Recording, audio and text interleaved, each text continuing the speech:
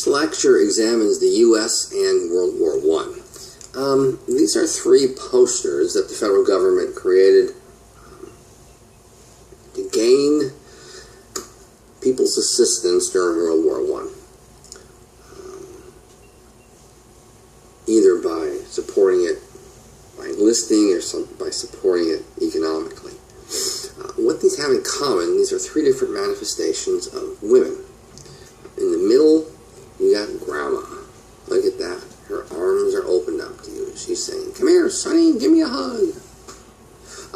Once again, buying bonds to help offset the cost of the war. On the left, you have the younger woman, the attractive woman, the reason you're fighting. Wrapped in a tunic and holding the ancient Greek and Roman symbol of both champion as well as a fertility symbol. On the right, you have Lady Liberty, who has given up her book and her torch, and now has the weapons necessary to defeat evil, the shield and the sword. This ad also for bonds is being sponsored by a very pro-American, very patriotic, very, very, very new American organization called the Boy Scouts. There were particular causes for the war. Secret alliances, militarism, the fact that the countries were building up their military with greater and bigger and newer weapons, nationalism. The borders of Europe became more clearly defined. The population was much more readily capable of accepting what does it mean to be fill in the blank, us. And certainly if we are us, then they are them, and there's always this us versus them ideology. It's the first step towards war. The immediate cause is going to be the assassination of the Archduke Franz Ferdinand from Austria. Just to give you some example of the family dynamics in Austria. When Franz Ferdinand, like I said, he's the number 2 guy. When he gets assassinated, what's the first thing his dad does? His dad goes on vacation. So you know there's something going on there. Anyhow, the Austrian government will eventually use the death of Franz Ferdinand as a means to justify invading Serbia. Well, when that happens, Germany mobilizes their troops, which means Russia mobilizes their troops, which means France mobilizes their troops, etc., etc., etc. And in a few days, we have about 3 dozen European countries who are prepared to go to war. That's the secret alliance bit. Well, the war comes to an end almost pretty quick. Christmas of 1914, peace breaks out up and down the front lines. Nevertheless, it's a temporary truce. The Germans, the French, the English, the Irish, they exchange gifts, they have a nice meal, they play soccer, and a few days later their commanding officers back in Germany or back in England remove these guys from the front and replace them with guys who are much more interested in fighting, so the war will continue for quite a while. So, President Wilson asks Americans to be neutral. Why neutral? 1. Economics. As long as the United States remains neutral, we can trade with all warring factions. That's been our policy since it was established by George Washington. 2. Immigration. A large percentage of our population are immigrants, and these new immigrants came from Central and Eastern Europe. So we're wondering if there's going to be a 5th column in our country. And so there's a concern that maybe they're going to be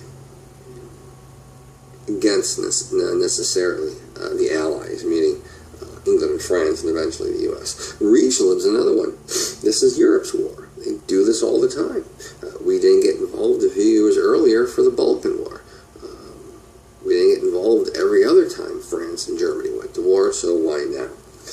Finally, we have the New World Order. Wilson believed that by remaining neutral, the U.S. at the end would pick up the pieces of Europe and recreate Europe into the image of the U.S. Recreate not just Europe, but the United States into some sort of collective security organization. So, what kind of neutrality? Wilson asked Americans to be, quote, extreme and impartial in thought, in word, and in action. Once again, he wanted to act as mediator in order to develop his ideas on the post-war world. So, how neutral was Wilson? Well, emotionally, he was pro-British. I have to say most Americans were. There was this idea that socially, to some extent politically, we were still connected with our old mother country, with England. Woodrow Wilson allowed private banks to loan money to the belligerents, to all the fighters. U.S. banks loaned $27 million to Germany. U.S. banks loaned $200 billion to England and France. So, it's not very neutral, is it? Finally, Woodrow Wilson allowed U.S. citizens to travel on belligerent ships, both passenger and merchant ships. Well, the reality was the vast majority of passenger and merchant ships that were leaving the United States were of allied countries like England and France. You just don't have Germany pulling up a passenger ship into Boston Harbor. Well, there was challenges to U.S. neutrality. Great Britain blockaded the North Sea, declared a list of contraband, and simply seized cargo, including cargo from the U.S. German submarine warfare resulted in the death of Americans. In February of 1915, President Wilson called for strict accountability. Strict accountability for loss of American lives and property, which put Wilson against the German position that the submarines did not have to surface and give warning before attacking. The reason why Germany said submarines don't have to give warning before attacking because they used to, and when they came to the surface, England would then attack the ships, which was against the rules of warfare. Well, England also armed their merchant ships, they launched decoys, they flew the neutral flag, sometimes British ships flew the U.S. flag. So there were all sorts of problems. Some we got from Germany, some we got from England. England blacklisted U.S. companies who were trading with the Central Powers, and they would even stop U.S. mail ships and open up the mail to make sure that there was nothing of value going to the Central Power side.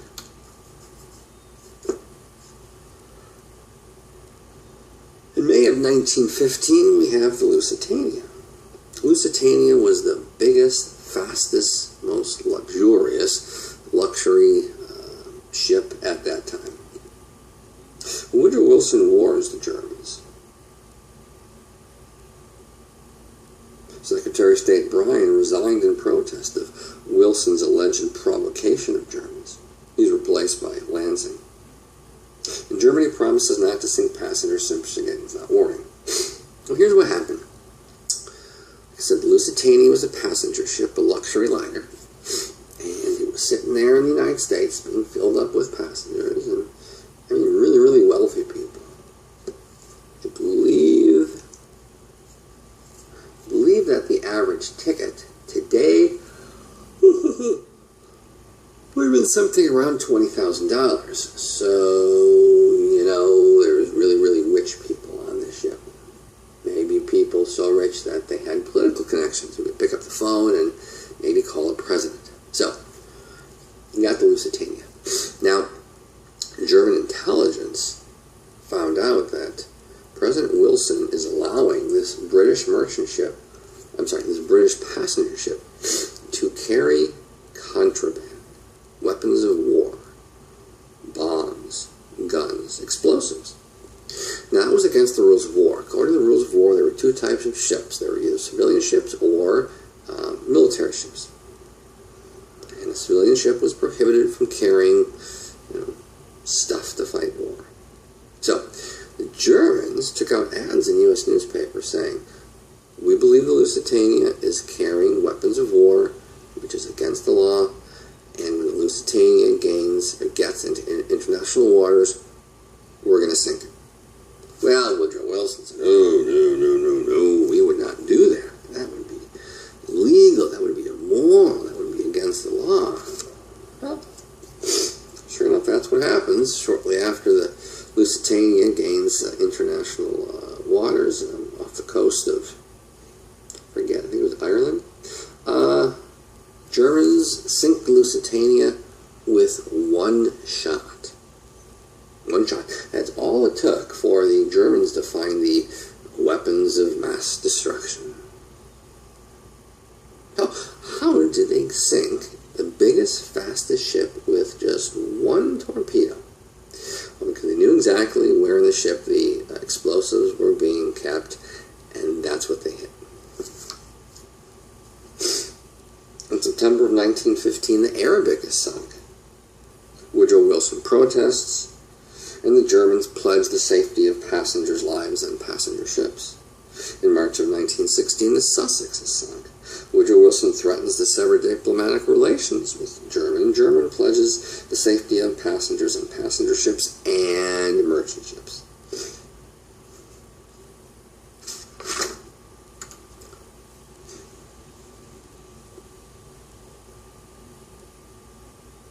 Well, at first we accepted this nonsense from England because they're England.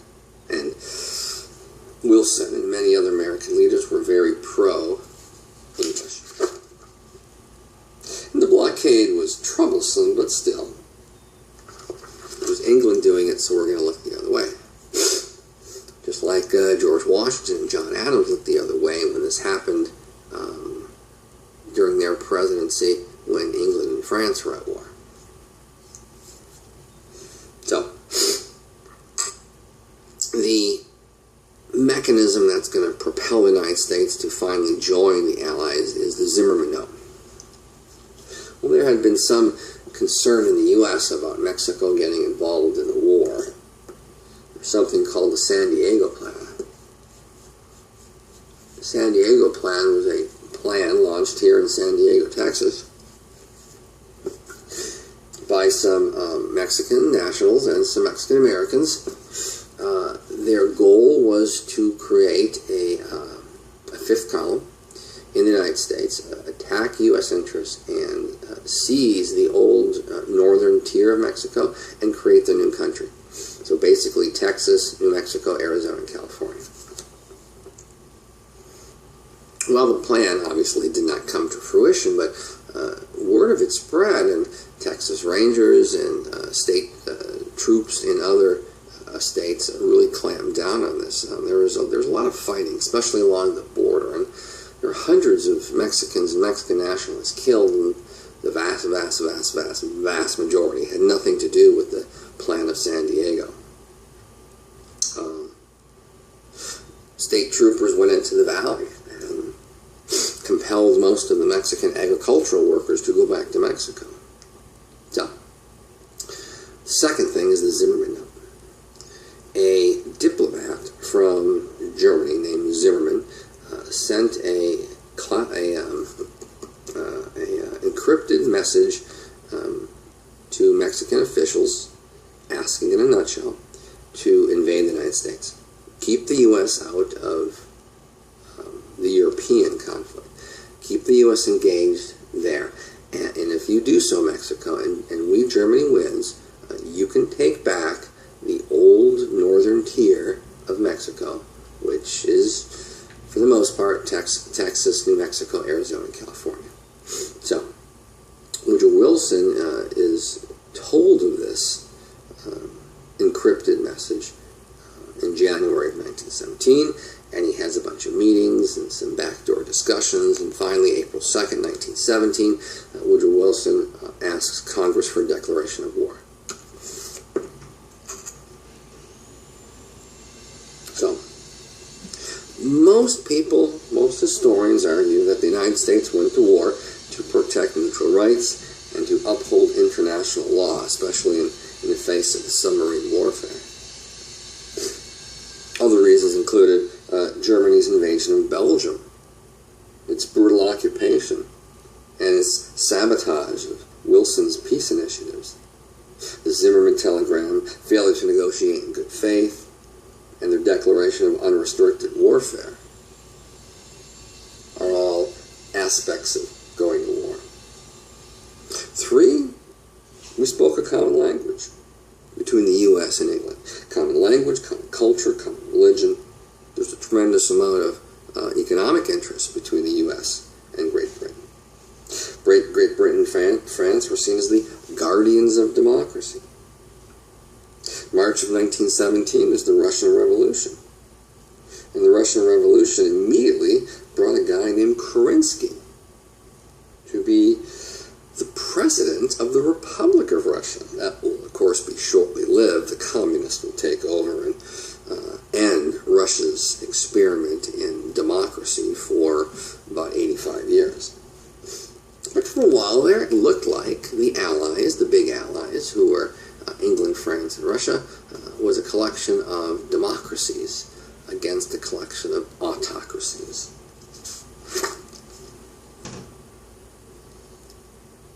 The U.S. was losing money due to submarine warfare. And the British carried out massive propaganda campaign throughout the war in the U.S. Well, Wilson wanted to maintain the balance of power, and German victory would upset that balance. And finally, Wilson wanted to carry out his agenda, his creation of a new world order, as he saw it. And so now he believed he must go to war in order to participate and thus eventually orchestrate the peace as he saw it. Well, we declare war, but we're not really ready to go to war. So, Woodrow Wilson puts General Leonard Wood in charge of the U.S. preparation. Wood, if you remember, was the military governor of Cuba. Well, all sorts of people with different ideas on what to do to get ready. There's a movie called Fall of a Nation. What would happen if we do not properly prepare and fight and destroy the Germans? And it's basically a movie about spikety helmeted guys destroying the American way of life. Look at this poster. Destroy this mad brute. Enlist. And you can tell that it's German because there he is wearing that little spikety hat, and he's holding Miss Liberty, Miss Columbia in his arms, and he's got a big club. It says culture on it, as if he is going to destroy American culture. Is there something similar to that in American popular literary history, in which an evil being uses a baseball bat? Maybe a baseball bat with barbed wire wrapped around it. Maybe a baseball bat with barbed wire wrapped around it, in which the wielder nicknames Lucille. You should probably read the comics or maybe watch the TV show The Walking Dead. Well, Congress passes the Selective Service Act, i.e. the draft. Women start volunteering. First, they're volunteering as nurses. They're joining the American Red Cross. And before the U.S. sends combat troops to Europe, the Red Cross is sending American nurses. Thousands upon thousands of women are becoming Red Cross nurses and going abroad. Well, in order to gain community support for the war, Wilson establishes something called the Committee on Public Information, and George Creel, this guy right down here, that's his photograph, he's in charge of it. There are many things that the Committee on Public Information does. First of all, they put out most of these posters that you've been looking at. He also has something called the 4-Minute Men. Certainly there's reference to the Revolution with the Minutemen, except World War I, they get an extra 3 minutes. 4-Minute Men were people who would go into ethnic or racial neighborhoods of cities and would give speeches, 4-minute long, on why that group should support the war in the language of that group. So, for example, here in Houston, George Creel would hire guys who speak Spanish to go into the Second Ward or Magnolia Park area and give a 4-minute presentation in Spanish as to why the Mexican nationals or Mexican Americans of the Second Ward should support the war effort. And so, 4-Minute Men go into Polish neighborhoods and German neighborhoods and Italian neighborhoods and all sorts of ethnic neighborhoods around the United States, and they give these speeches in their mother tongue. Well, there's a lot of concern at home. Like, why are we getting involved in this war with Europe? We didn't the last 10 times. George Washington, when he left in his farewell address, he said, be careful of European conflicts. They do this all the time. You don't want to get sucked in. Well, there's a movie called The Spirit of 76. The Spirit of 76 was made in part to demonstrate that we've been through this before, that we were ill-prepared in 1776, but we succeeded. We came together and we beat the largest, bestest-equipped military in the world. And we did it then, and we can do it now. Yay, that's the Spirit of 76. Well, the federal government doesn't like the fact that somebody made a movie, although it's supposed to be patriotic, in which the villain is England. So the director is going to be arrested and will spend some time in jail. Germans throughout the United States, or people of German descent, will be attacked. German clubs will be burned down. German language will no longer be taught in schools and universities. People of German descent who received honorary degrees, those degrees will be rescinded. The Attorney General, Thomas Gregory, the Postmaster General, Albert Burleson, instructs the mailman not to deliver mail to houses that have German-sounding names or mail that is clearly German-related. Attorney General Thomas Gregory sends federal police to arrest, to detain, to investigate organized labor. So unions will be attacked by the federal government. And then we have this new group of people called conscientious objectors. These are people who, usually for religious reasons, believe that it was wrong to kill people. And so they refused to participate in the war. Well, the federal government did not believe in conscientious objectors, and so if you would not participate, they'd throw you in jail. The last World War I conscientious objector was released from prison in 1933. Yeah, we have conscientious objectors today, but that doesn't mean you get out of military service. It just means that the federal government will find a job for you that does not consist of carrying a weapon. So, people were sentenced to prison without evidence. People who were found guilty of crimes without evidence being produced, who were not American citizens, were deported. We have the Espionage Act of 1917, the Sedition Act of 1917, which made it a crime to act, to speak against the federal government. About 1,000 people will be jailed based on the Espionage or the Sedition Act. And then in 1919, the Shennick versus the U.S., the Supreme Court, led by Oliver Wendell Holmes Jr., will side with the U.S. government. That, in a nutshell, during a time of war, national emergency, it is okay for the federal government to arrest people who are protesting. That protesting during a war or national emergency was akin to yelling fire in a crowded theater. Well, I think I've said this before, usually the first victim of warfare is the First Amendment. The good news is it's resilient, and it'll come back better than ever before.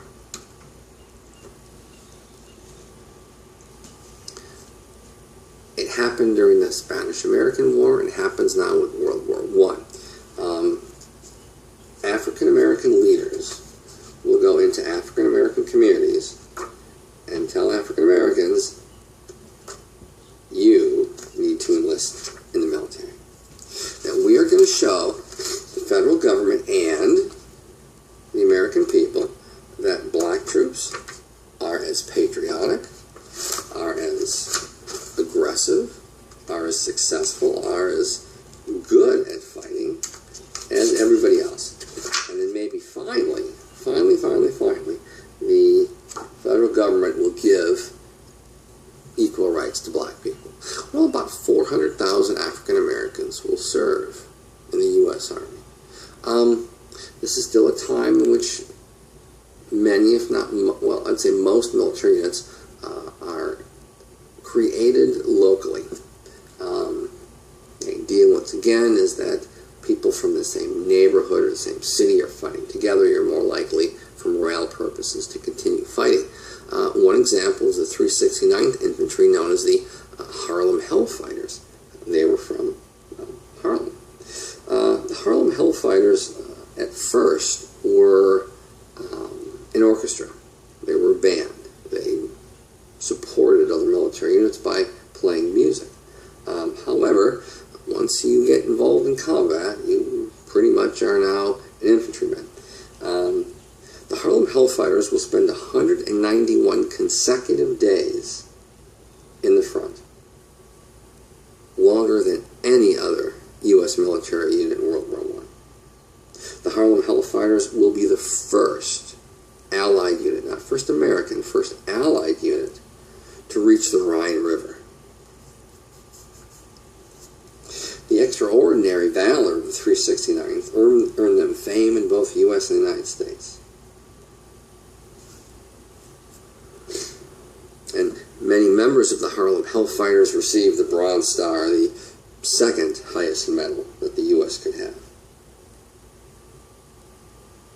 People heard and read about the exploits of Corporal Henry Johnson and Private Needham Roberts.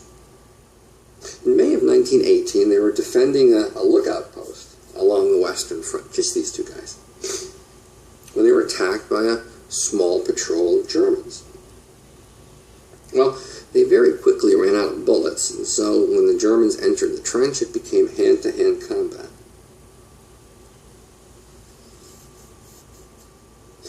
Needham Roberts was shot and wounded and became unable to fight. So, it's Henry Johnson all by himself. Well, he takes out his knife. It was a bolo knife, somewhere along the vein of the old Bowie knife. Long, curved, thick. And he goes to town on these Germans. And he kills them all. I believe it was 11. Now, he's wounded, he's shot, he's stabbed, he's bayoneted. Well, he's given the American Bronze Star, like I said, the second highest award, and he's given the French Cross of War, which is France's highest medal. We have the 370th Regiment, the Illinois National Guard.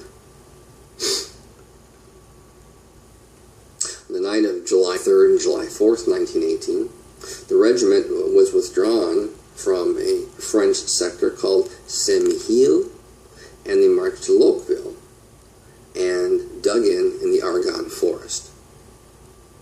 Various positions were occupied in the Argonne until August of 1918. That particular sector occupied by the 370th was, well, exceptionally quiet at that time, except on one or two occasions. In this position, the regiment suffered its first casualty, a private named Robert E. Lee of Chicago, Company E, Machine Gun Company 2. The French commander of the Argonne, a man named General Mietenhauser, found time to attend in person the funeral of this African-American soldier, who was buried in France with all military honors. On the left is a photograph of some of the Hellfighters coming home. A couple things on the uniform which I'll point out. One, they're overseas stripes. You get a stripe for every 6 months, so we're talking these guys were overseas about a year. They have some sort of medals on, don't they?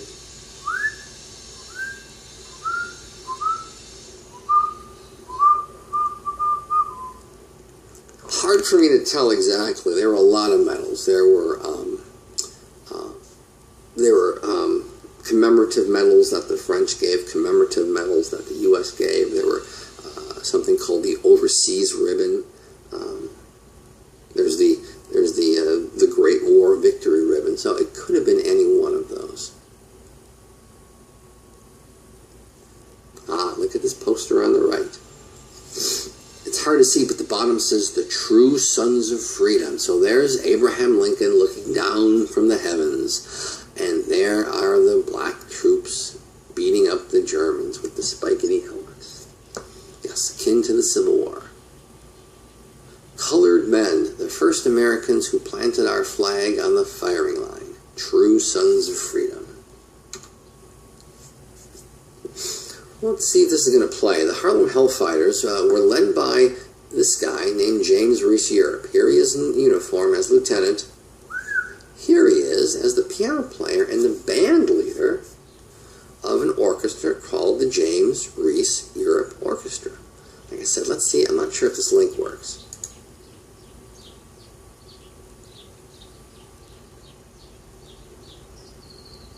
I'm guessing not.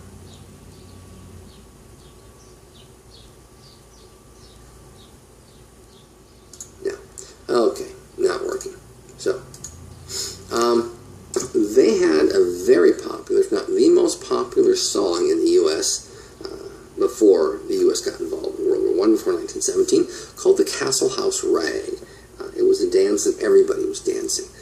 I would say the significance of the James Reese Europe Orchestra and a lot of both white and black orchestras or bands at this time is that they are a bridge between ragtime, which was made popular by a guy named Joplin in the 1890s, and jazz, which will come to fruition 1919 and 1920-ish.